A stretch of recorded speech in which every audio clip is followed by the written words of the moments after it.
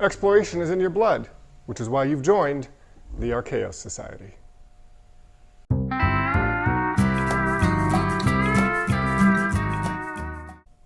Hello everyone, I am Kylie, here at Games Unlimited in Pittsburgh, Pennsylvania.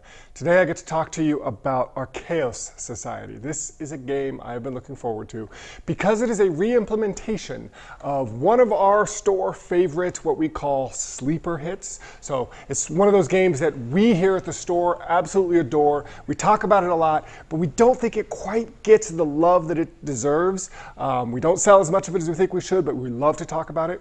So that game was Ethnos. It's been out for several years, and we were always wanting more from that game. We wanted more expansions, but they announced a re-implementation here in Archeos Society, so I'm hoping that this does really well and we can see some more expansions for it in the future. But let me talk about Archeos Society. I will talk a little bit about the differences from the original at the end of the video. But right now, let's talk about what Archeos Society is. So this is a 2 to 6 player game.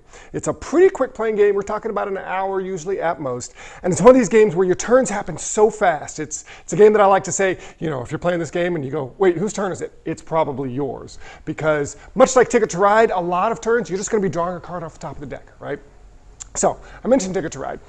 It's got that simplicity. On your turn, you're either going to draw cards or you're going to play cards. And you can draw cards either from this face-up pile here, or you can take a card blindly off the top of the deck.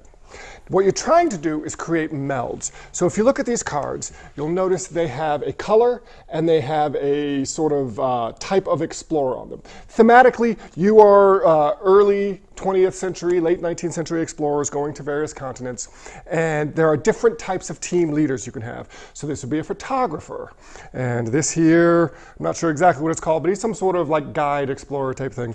They all have a special ability, but the colors denote which continent you're sending them out to explore. Now, when you play a set of cards, you're going to do two things. You're going to move up on one of the continent tracks, and you're going to trigger the special ability of whichever explorer is on top. Playing cards, you play as a meld. So you can either play a set of all cards that are the same type of explorer, or you can play a set of all cards, let me find some here, here we go, all cards that have the same color. So it's sort of like a rummy type mechanism. You can either play all the same number or all the same suit, all the same color. Now, when you play that, you'll move up whichever person you decide to have on top of that meld. That is called your leader. So in this case, I could either have the pilot on top as the leader, or I could have the financier, the banker, on top as the leader. They're each going to do something different depending on which one you have on top. Or if you're talking about laying a meld of all the same type of person but different colors, the color you put on top is which track you're going to move up on. Now, to move up on these tracks, you are going to need a certain minimum amount of melded cards. So like this track here, you need one, at least a set of 1 to move up, and then eventually you need a set of 2. Some of them have different requirements to move up. And at the end of the round, those sets are going to score you points depending on how big they are. So the bigger your sets, if you have a set of just 2, it's only worth 1 point. A set of 4 is worth 5. A set of 6 is worth 12. So ideally, you have these nice big melds to get you points at the end of the round. But moving up on these tracks is also important because those are going to give you points at the end of the round. And these tracks do not reset at the end of the round. So the more you move up, you're going to play 3 rounds in the game. The more you move up, the more points you're going to be able to get. Now, let me talk about some of those special abilities, because each different team leader has a different special ability. So you have things like, I mentioned this, this financier here. When you play a meld, he's going to let you draw more cards depending on how big that set is. This here explorer type person, there's a -1 on it. So you need a certain minimum size of set to move up on some of these tracks, but he makes that minimum size 1 less, so it's easier to move up. The pilot is one of my favorites. The pilot lets you move up on whichever track you want. It doesn't have to be the color that the pirate is as your lead. Now, there's one tiny little niggling detail. So you're going to be drawing cards, trying to find the set that you want. You've got a certain strategy. But when you finally play a meld, all the other cards in your hand, you have to discard to this face-up pile that other players can choose from. So holding on, trying to build up a big hand to find the perfect thing, not necessarily the best idea, because all those cards are going to go away. It's best to play when you're going to have as few cards left in your hand as possible.